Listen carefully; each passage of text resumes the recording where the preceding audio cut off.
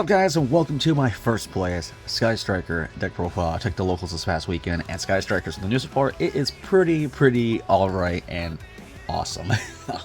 Yep, I figured bust off Sky Striker, got the new support in, and honestly, it kind of gives you a little more interaction, which is really nice, especially if you're going for more of a control variant. But honestly, let's get right into the profile and I'll show you guys what it looks like. Now, for the main, like, Sky Striker stuff, nothing's really changed. 3 Ray, 1 Rose. You really only need the 1 Rose now because you can turn her out with the new, say, Link 2, say with 0, so nothing too crazy there. The 1 Hamp, still like the Hamp because it's the built-in Kaiju, so why not? And of course, you do have the Pillar of the Creation, which is just a free extender, which kind of is helpful, plus it's a good bait card too, so never a bad thing. But that's it for, like, the main monsters. Now to the spells. 3 Engage, and a 3 Widow Anchor, standard. Then, of course, we have the 3 Linkage. Card's still utterly broken and still need the 3 of it. It's nuts. Then, of course, the new one, say Lumen's Gate, being able to bounce back a bunch of opponents' cards and recycle our own resources is actually pretty crazy. So, kind of helps with the interaction point and just is insane. Like, say I don't think you need 3 of it, just 2 of it will be fine. Then, of course, you got your one-ofs of 1 multi-roll, 1 shark cannon, 1 of the afterburners, 1 hornet drone, and then 1 of the area 0 to round out, like, our one-ofs. Like, all these are niche situations. Of course, multi-roll to recycle things back, but we have linkage now, so I mean Lumen's Gate now, so it's not as important. Then, of course, draw power, 3 upstart.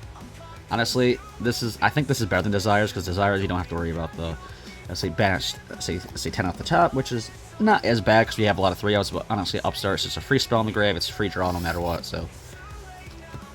And of course, now we have power spells. Let's say 2 Droplet, 2 of the Thrust, 1 Talent, and then 1 of the Rhoda to round out, like, our spells. And now we're going to go to our hand traps, which are just good old 3 Ash, 3 Droll, then 3 Imperm for the main deck hand traps. Say Nibiru and a bunch of other stuff like Sailspan and stuff like that. It's in the side, so that can always get sided and depend on your matchup, so don't worry about that.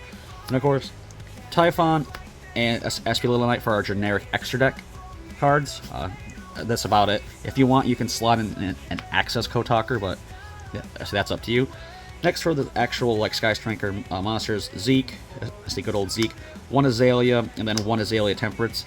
Being able to take opponent's monster and equip it is just crazy, so that's why I always have, like, a soft spot for Tolerance. But if you don't want to run it, you can, say, swap out Temperance for an Access Kotaker if you want. And then, of course, you have the new one, Sky Striker Ace 0.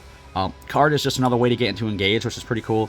So being able to, on summon, you can just basically add 1 Sky Striker spell card from your deck or graveyard to your hand.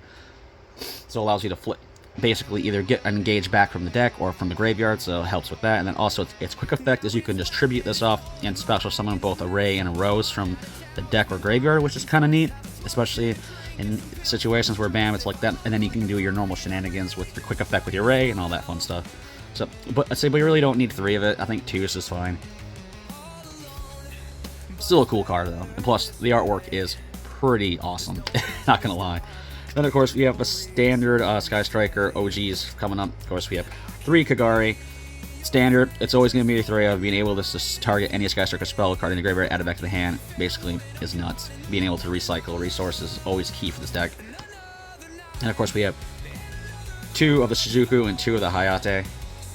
This I bumped down to 3 to 2 because, again, being able to recycle things back with linkage now. Not linkage.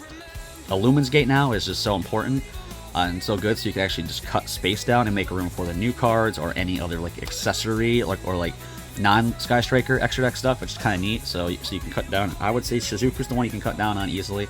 But so I think the 2-2 ratio is pretty good, pretty solid. So really don't gotta do nothing of like 3 anymore. And then, of course, you do have the one good old Kaina still to round out our extra deck. So, but yeah, that's it for Sky Striker. First place again. Being able to recycle so much resources and get those bounce backs and everything like that is just gives the deck a new ceiling.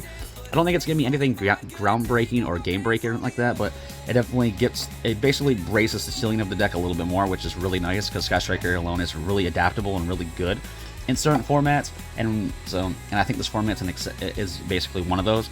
But yeah, that's it for the profiles. I hope you guys enjoyed the video. If you guys did, leave a like, comment, and subscribe like always. And until my next video, stay safe, stay healthy. I'll see you guys on the next one. Peace.